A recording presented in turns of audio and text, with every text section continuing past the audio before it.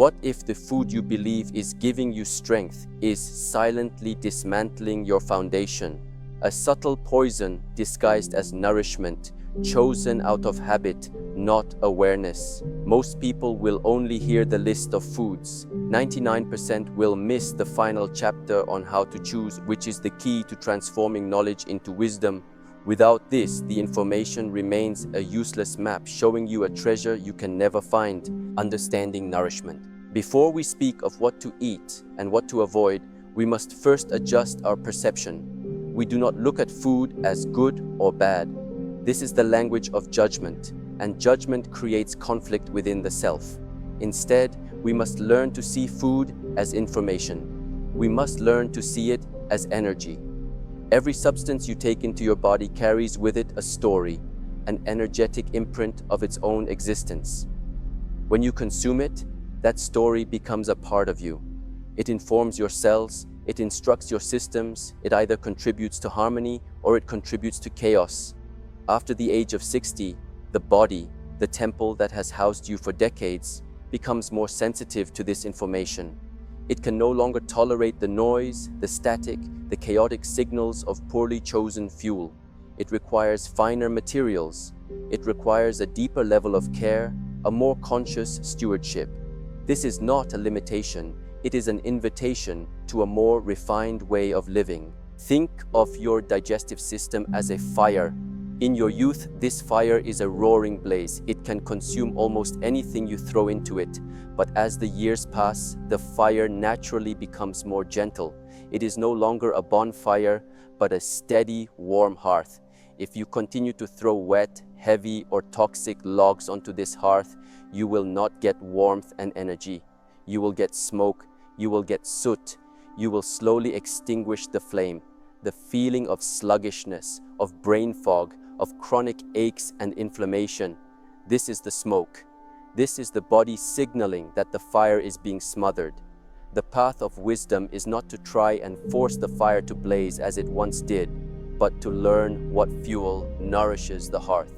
What fuel burns cleanly, providing a steady, reliable warmth that can sustain the entire temple. This conversation is not about restriction out of fear. It is about discernment out of love. It is about developing a relationship with your body built on respect and deep listening. What does it truly need? Not what does the tongue crave out of habit, or what does the mind seek for momentary comfort, but what does the very structure of your being require to remain stable, resilient, and vital? The choice of what meat to consume is a profound practice in this discernment. Meat is a very potent source of energy. It is concentrated life force. But its potency can be a medicine or a poison, depending entirely on its origin, its preparation, and the intention with which it is consumed. We are not merely filling a void in our stomach. We are selecting the very stones with which we will repair and maintain the walls of our temple for the seasons to come. This requires a shift from unconscious consumption to conscious nourishment. It demands that we ask questions. Where did this food come from? What was the life of the animal from which it was taken? How was it prepared? What am I truly feeding when I eat this? Am I feeding vitality or am I feeding disease? Am I building a foundation of rock or a foundation of sand?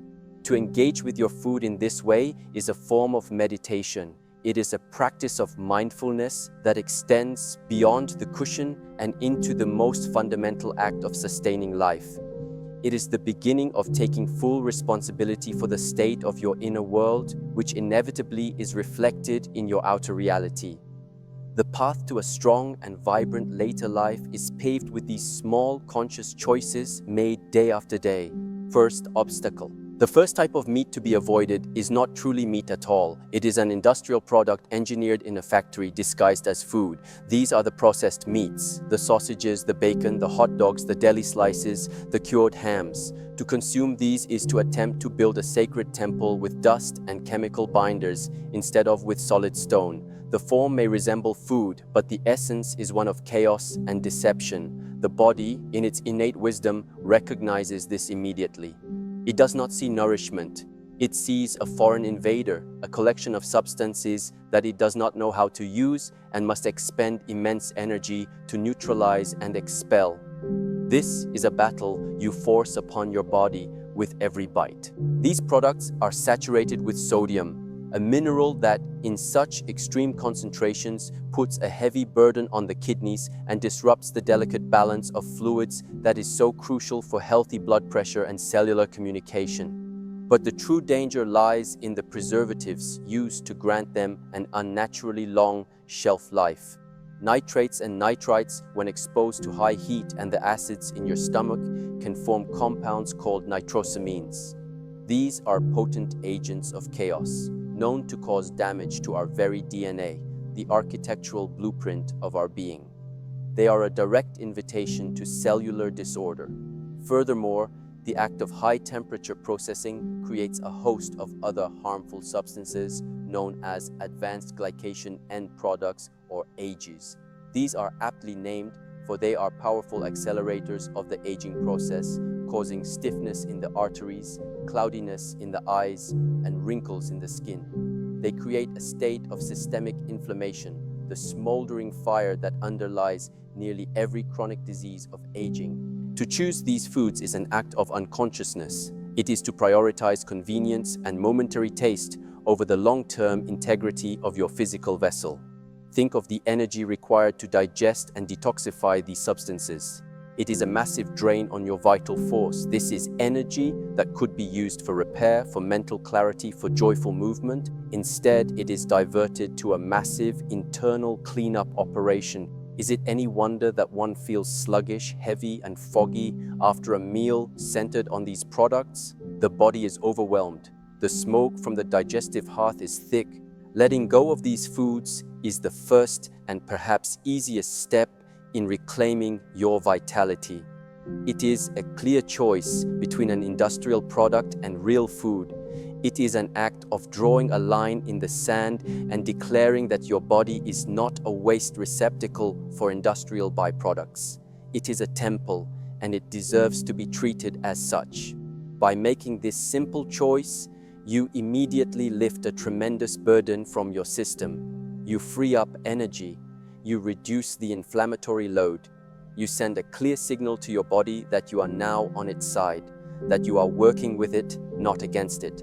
This single decision can be the start of a profound shift in your well-being. Second obstacle. The second obstacle is more subtle. It looks like real food. It is what we have been taught for generations is a symbol of strength and prosperity. This is the red meat that comes from factory farms, from animals raised in confinement, fed a diet of grains that is unnatural to their biology. The principle to understand here is that the energy of the animal's life is held within its flesh. The conditions of its existence become a part of the information you consume. To eat meat from a stressed, sick, and unnaturally fed animal is to drink from a stagnant, polluted spring.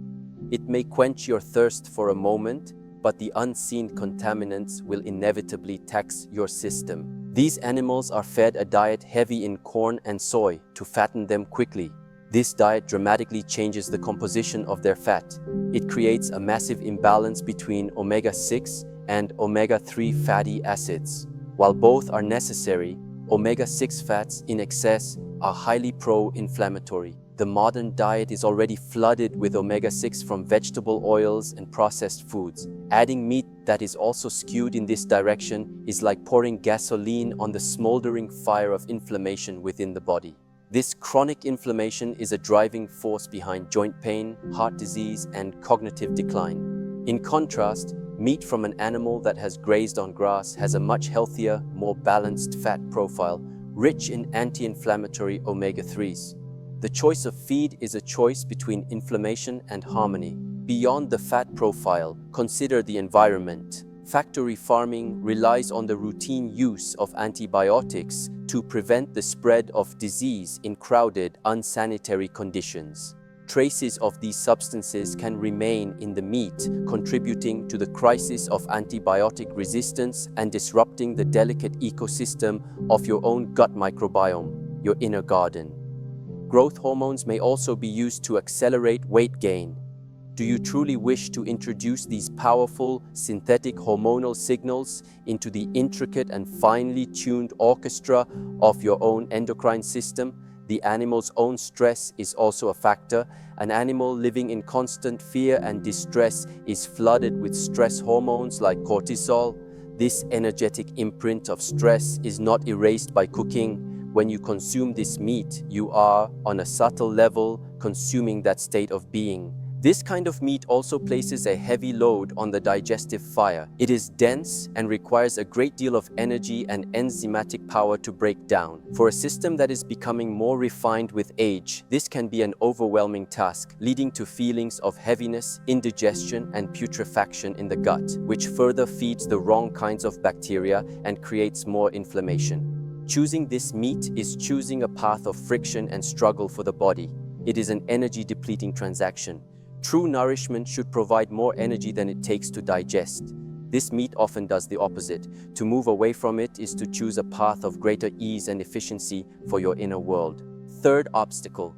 The third obstacle is not a type of meat, but a method of preparation that can turn even the highest quality nourishment into a source of harm. This is the practice of frying meats, of subjecting them to intense, direct, and often prolonged high heat. The principle here is that the method of preparation can either preserve or destroy the life force within the food. To take a beautiful, clean piece of meat and fry it until it is dark and crispy is like taking a fine piece of wood and charring it until it is brittle and useless. The form remains, but the essence, the nourishing quality, has been corrupted. When muscle meat is cooked at high temperatures, such as in frying, grilling, or broiling, chemical reactions occur that create harmful compounds. Two of the most well-studied are heterocyclic amines, HCAs, and polycyclic aromatic hydrocarbons, PAHs. These substances are known mutagens, meaning they can damage our DNA and increase the risk of cellular disharmony. They are another source of chaotic information introduced directly into the temple. The darker the char, the more of these compounds are present. That crispy, blackened crust that many find so appealing is, from a biochemical perspective, a layer of toxicity. The oils used for frying present another significant problem. In most restaurants and homes, inexpensive vegetable oils like corn, soy, or canola oil are used. These oils are already high in inflammatory omega-6 fatty acids. When heated to high temperatures, they become unstable and oxidize. Oxidized fats are a source of immense free radical damage in the body. They are like rogue agents that attack our cell membranes, our proteins, and our DNA. They accelerate aging and contribute to virtually every degenerative disease. Consuming fried meats is a double assault. The damaged proteins of the meat itself and the toxic oxidized fats from the cooking oil. This method of cooking places an enormous burden on the liver and the gallbladder, the primary organs responsible for processing fats and toxins. It forces them to work overtime to deal with the influx of damaged inflammatory substances. Over time, this can weaken these vital organs and impair their ability to perform their hundreds of other essential functions. The choice to fry meat is often a choice of impatience. It is a desire for a fast and intense flavor experience. But this momentary sensory pleasure comes at a great long-term cost to our inner vitality. It creates a state of agitation and stress within the body. To choose gentler cooking methods, stewing, braising, steaming, slow cooking, is to choose a path of peace for your digestive system. It is an act of preserving the nourishment in your food, not destroying it. Fourth obstacle. The fourth obstacle again appears to be a healthy choice. It comes from the water, which we associate with purity, but not all that comes from the water is pure. This is the category of mass-farmed fish, particularly species like tilapia and pangasius, which are often raised in conditions that mirror the factory farms on land.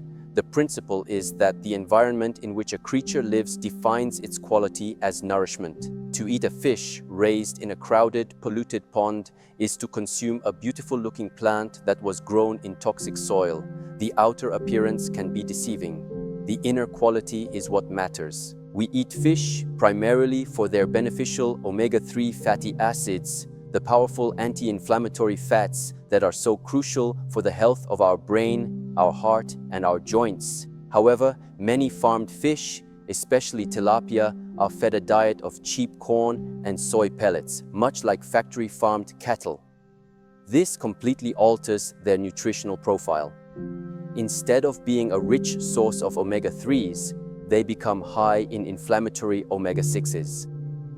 In some cases, the ratio of omega-6 to omega-3 in farmed tilapia can be more inflammatory than that of bacon or a donut.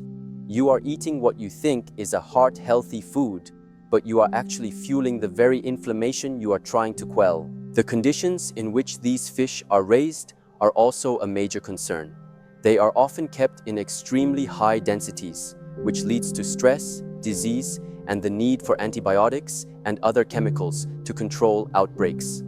The water quality can be poor, and the fish may be exposed to contaminants and toxins that accumulate in their flesh. This is a far cry from a wild fish swimming freely in a clean, open ocean, eating its natural diet. The energy of these two creatures is profoundly different. One is an expression of a vibrant, natural ecosystem. The other is a product of an artificial, high-stress, and often polluted industrial system. This is a lesson in discernment. It is a call to look deeper than the surface, to question the origin of our food. Just because it is labeled fish does not automatically make it a healthy choice. We must ask, where does it come from? How was it raised? What did it eat?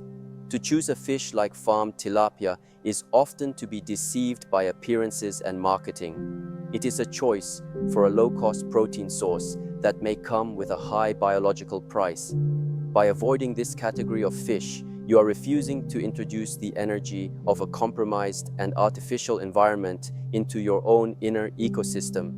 You are choosing purity and authenticity over a cheap imitation of nourishment. First, foundation. Now, we turn from the obstacles to the foundations. We begin to lay the stones that will create a strong and resilient temple. The first and perhaps most important foundation stone is wild-caught fatty fish, particularly species like salmon, mackerel, herring, and sardines. If the factory-farmed animal is a stagnant pond, these fish are the clear, cold, powerful mountain stream. They are a source of nourishment that is clean, potent, and profoundly harmonizing to the human body, especially as it matures. Their power lies in their abundance of a specific type of fat, the long-chain omega-3 fatty acids, EPA and DHA. These are not just any fats. EPA and DHA are fundamental building blocks for your brain and nervous system. The brain is nearly 60% fat, and a large portion of that is DHA. It is essential for maintaining the fluidity of cell membranes, which allows for clear and rapid communication between your brain cells. As we age, maintaining this cognitive clarity, this sharpness of mind, is paramount.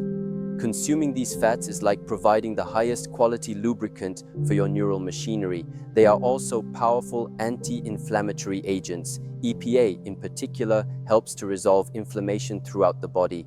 For anyone experiencing joint stiffness, aches, or any condition rooted in inflammation, these fish are not just food, they are medicine. They help to quiet the smoldering fire. Because these fish are wild, they have consumed a natural diet of smaller fish and marine plants, which is how they accumulate these precious fats. They have lived a life of freedom and vitality in their natural environment.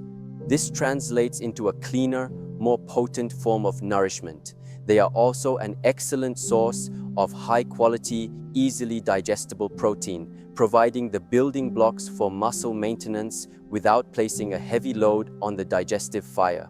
Furthermore, fatty fish like salmon and sardines are one of the few natural food sources of vitamin D, the sunshine vitamin, which is crucial for bone health, immune function, and mood regulation, all of which are key concerns in later life.